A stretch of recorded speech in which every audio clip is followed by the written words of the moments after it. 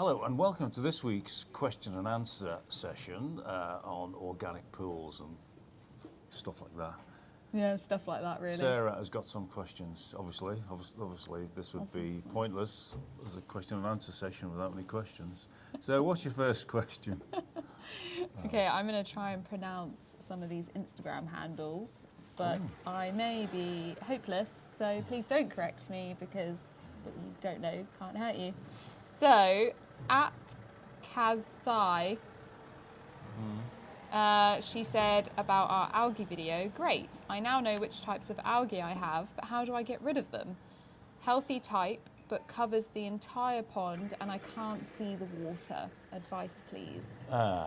So that sounds, if it's covering the water completely, it sounds like it's got a lot of nutrients in there, and it sounds like that is being put together more like a pond, or it could just be a natural pond.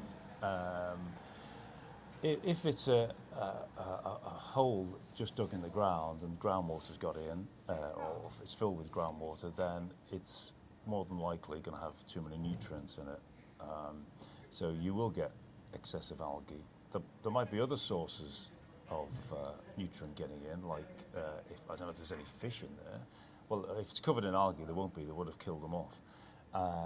But adding fish food, obviously,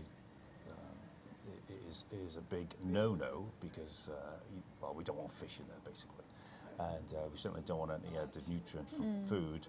Also, some people toss in bread to feed ducks, and you don't want ducks and you don't want bread. So, I would guess that it's not constructed as an organic pool should be, and it's not designed in a way that will reduce the amount of nutrients that are in the pool. So I guess that's what's happening. I can't. I'd be amazed if it was designed properly and it was covered in blanket weed or algae. If it is designed properly. Yeah. Wait 1 second. Yeah, Gabrielle, basically... If it is designed properly, after attending your course, we did talk about other ways that nutrients could get in the pool, and maybe, if I'm right, you can correct me in this instance, but if the liner isn't completely covering all of the mud and dirt and stuff, and then there's mud and dirt sort of getting into the pool as well. Oh yeah, if there's a bridge between the inside the pond or inside the pool and outside, then that will be an endless source of nutrients. Yeah. So I put that in the category of not being constructed correctly. Yeah. So he's a tough one, guys. He's a tough one. So I would hazard a guess, and it's probably the of your pool, if it's covered in algae, it's probably the edge is the major contributor to it, and you're getting runoff water, which is bringing soil water into the pool, which is feeding the algae. Yeah. And if it's at that state, there's nothing really you can do. I would just start again. Start again. Dig it out and start again.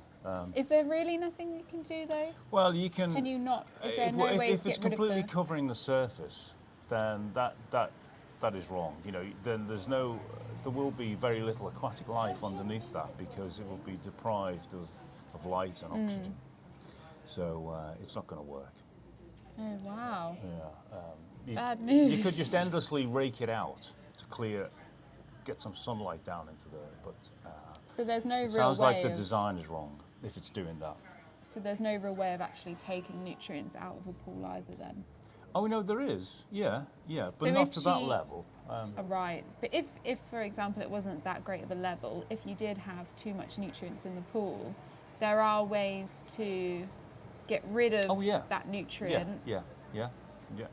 Well, every year you would, in the autumn, you'd sort of harvest the plants. The plants that are all sort of dying off. Just chop them out, put them on the compost heap, and in that way you're removing nutrients from the pool and lowering the nutrient level overall in the system, which is good. You could fish out any algae, so that's good. But if it's so bad that it's completely covering the surface, it sounds pretty drastic. Yeah. She does say it's a healthy type but covers the entire pond, and you cannot see the water at all. Yeah, that doesn't sound good, does it? Yeah. Certainly don't swim in it. Do not swim in that. It's just a safety hazard. I am very sorry at Kazthai. Yeah. Oh, sorry about that. Maybe I shouldn't have picked your Other question. than that, it's lovely. Yeah. Yeah. Great stuff. yeah, okay. So our next one is at Cloud Hunting Lightweaver, which is a very very interesting nice. name. Cloud Hunting Lightweaver. Yeah. We have loads of duckweed here. It is being crowded out by Salvinia, which is an invasive species. Yeah. Question. We have been recommended to use small barley straw bales in our fountain to combat algae. It works a bit, but does not last long. Yeah. Can any straw work? Also, is an algae toxic for dogs to swim in? Happy birthday. Thank you.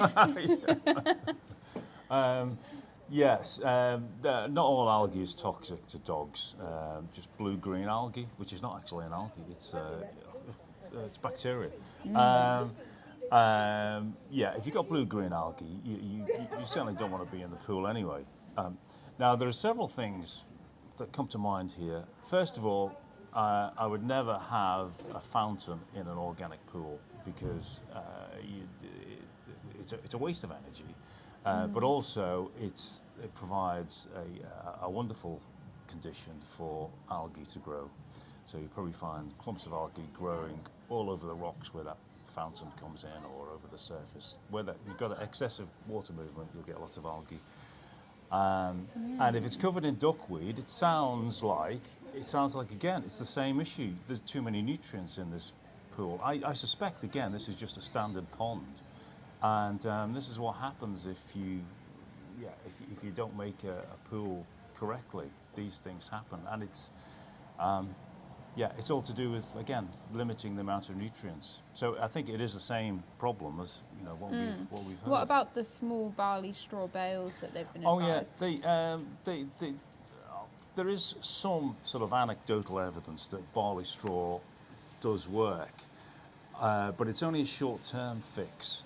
And it does have some sort of natural algicide in the barley, but when it starts to rot down, it will then contribute. It'll release those nutrients back into the water and add even more from its own biomass. So before it starts to rot, you've got to take it out. But it's only going to be a tiny fix. It's only going to. Basically, if it kills off the algae is going to die and settle down to the bottom, and those nutrients that are contained within the algae are still going to be available for future, generations of algae. So it's only a short-term fix. It doesn't fix it in the long term, and it's all about reducing nutrients to get it nice and clear in the long term.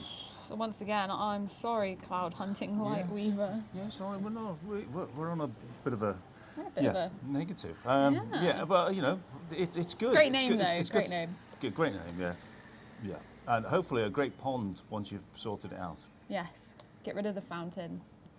Rid of the fountain, take out loads of nutrients, and I don't know, possibly if it hasn't got a line or anything, you just have to remake it. I think. Yeah. Okay. Next up is at the A Spencer. Yeah. I put this one in because last week after our last Q&A, we had a good little chat about this. Leeches, have you guys addressed them anywhere already in your FAQs? Leeches, well, I don't know whether we have, but leeches are not a problem. Leeches are a natural part of the ecosystem, and they tend to they go for fish, basically, fish gills. That's where they have an easy life. There's only one species, this is in the UK, that will suck the blood of a human, and that's the medicinal leech. And they are incredibly rare and are a protected species. So, yeah, if you got medicinal leeches, then I'd be very grateful. Start selling them, yeah. But any other leech is not going to cause you any problems. Possibly cause fish problems, but. But you shouldn't have fish in your organic pool anyway. Yeah, you shouldn't have fish, so it's your own fault anyway. So shame on you. Yeah, so embrace the leech. Okay, next up, we have another Instagram question at Jordan W. Martin. If lots of birds are bathing in the shallows, should I be worried about bird poop in the water? That's a good question. Well, they undoubtedly do introduce a lot of nutrients into the water. but I would just consider that part of the natural process. So your management regime of cutting back plants in the autumn, taking that stuff out, that all contributes to part of balancing those added nutrients that come in. So leaves, or the rotting material, bird poo. Yeah, that's one of the natural inputs. That Just go staying there. on top of things, really. Yeah. So go with that. We want to encourage biodiversity and birds. All birds except ducks. We don't want ducks. They cause an absolute mess. Haven't you got several ducks? Oh no, they're geese. We've got geese. Horrible, horrible things. Oh, geese They are are- great. they But are they are literally comedic. But terrifying. if they get in the pond, they wreck it. They love it. It's great to see them all very happily swimming there, but they wreck it. They're Yeah, so terrifying as well. They chase you up the garden and hiss at you. They're not very nice. the geese are very clever and they sense weakness. I'm an incredibly weak person. But what you have to just do so we're as clear a top here. tip, if you come across a goose and you're a bit intimidated by its hissing, if you put your arms out like that, they think you're a giant goose and they back off. They run away. Obviously colourblind then. Yeah. And deaf. Yeah. All right, next one. I am so sorry. I'm about to muller your name. It's on Facebook, this one. Alexander Kosaricic. Okay. Oh, well, anyway, Alexander. You're Serbian. I lived in Serbia, Oh, actually. really? Yeah, I lived in Belgrade for about 8 months. Lovely. Oh, wow. Yeah. Hello, we are from Serbia and we really like natural pools. We are interested. Do you make plans and projects for natural pools? So I'm guessing he's asking, can people hire you to design a pool for them? Is that something you do? Well, when I do online advice, sometimes, and I'll start that again in the winter, really. In about a month or so, I'm guessing. We've yeah. got a few people asking. Yeah, when I do that, we can go through, what your situation is and what the best way to approach it, or if it's possible to approach it. Yeah. Roughly yes. I normally can guide you through doing coming up with a sort of sketch design and just point you in the right direction for things. So the answer is yes, but I'm not doing it at the moment. At the moment, I'm just sorting stuff out for an upcoming course. Of course, when people come on my courses, then we can talk through their Honestly, the individual. courses are invaluable as well. They're so good. So if you can, there's one on Thursday the 29th. Yes, that's coming up pretty That might soon. be the last one of the year. The last one was supposed to be the last one of the year, but then everyone messaged asking for another one. So we are saying this is the last one of the year. Maybe. It's, Probably. all right. Well, yeah. Because it's yeah, getting cold that's now. It's so getting cold. No, probably- nobody wants to swim. We will normally end the course with people swimming if they want to. Yeah. But So definitely, if you can get to a course, get to a course. And if you can't, consultations will start. One-on-one consultations will start in winter time. If I can get David to do them in October. well, yeah, maybe. So Early yeah, November. maybe. But to be honest, looking at my videos, you can normally get an idea Yeah. how to do a lot of stuff. Yeah. But yeah, I could possibly point you in a direction to go, which will minimise the amount of effort you put in. And when you start doing the consultations as well, I will broadcast that. So you will see it if you follow the Facebook group or the Instagram group. You will see it, so you will know when they're happening again. Thank you. What was that? My tooth, I just felt the gummy part of my tooth and it Sarah's just really had made me uncomfortable. She's had a tooth removed. If you're a dentist on here, I don't know what Yeah. thrill you get from being a dentist, but it's barbaric. Having my tooth removed was barbaric. Actually, you want to speak nicely to dentists. We can't get a dentist in the UK anymore. No, It's a ridiculous situation. not on the NHS. You can privately if you're rich. Yeah. Yeah. Honestly, Living blooming COVID. country. It's not COVID. It was It's a COVID. blooming, We've got a lack of dentists at the moment it's a blooming government thing, because they're isn't all it? It's just not- going not a- private. not a COVID. Yeah. Anyway, anyway. but my tooth has. I cracked a tooth basically, and I got the tooth. You can edit this out if they don't want to know. I cracked a tooth, I am going to edit it out.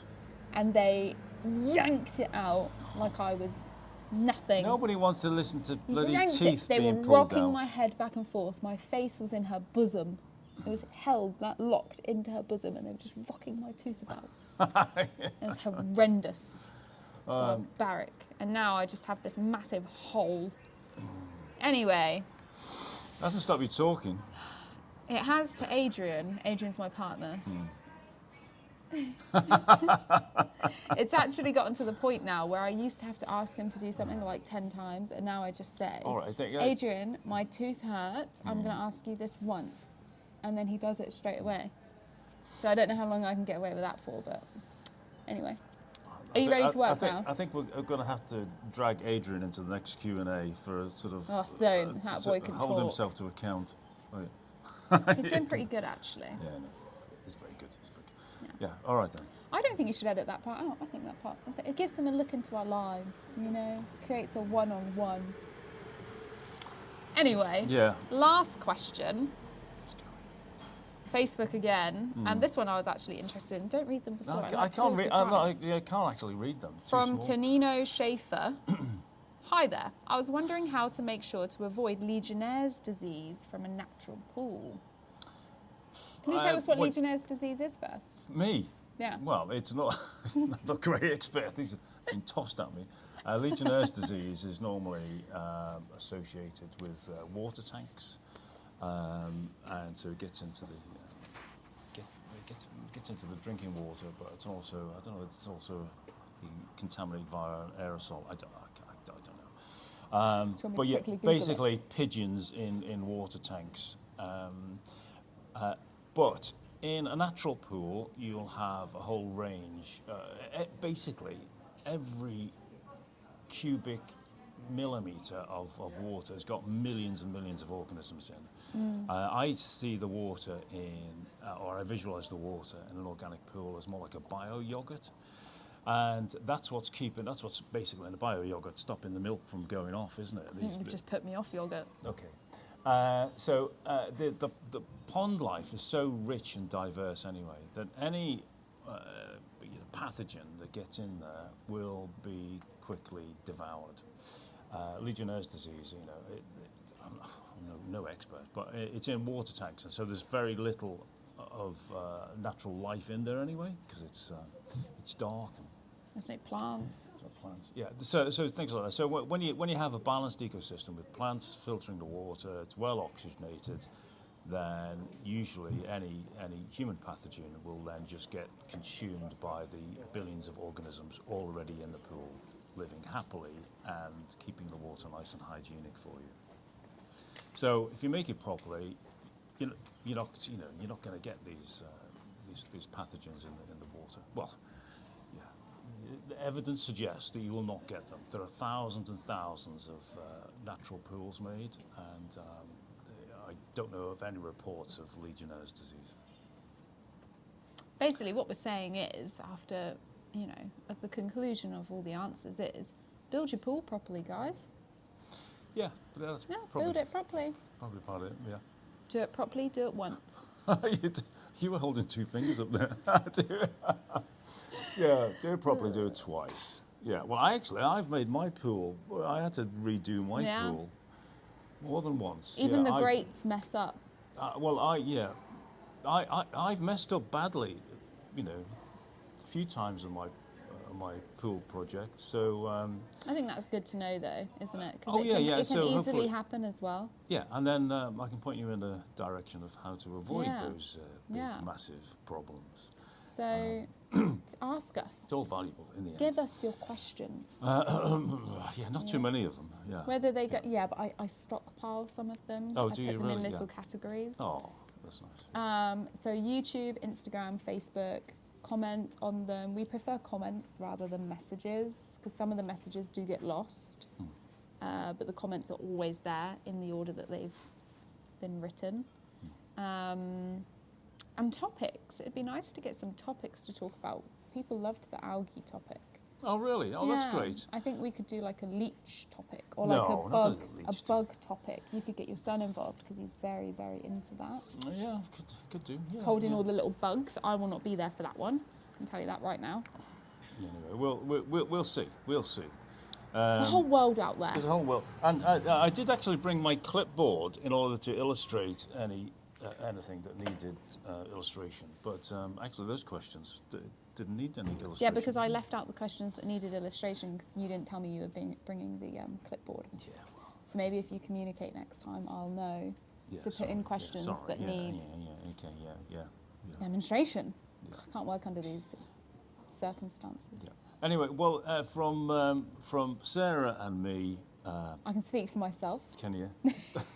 Just trying to wind you up.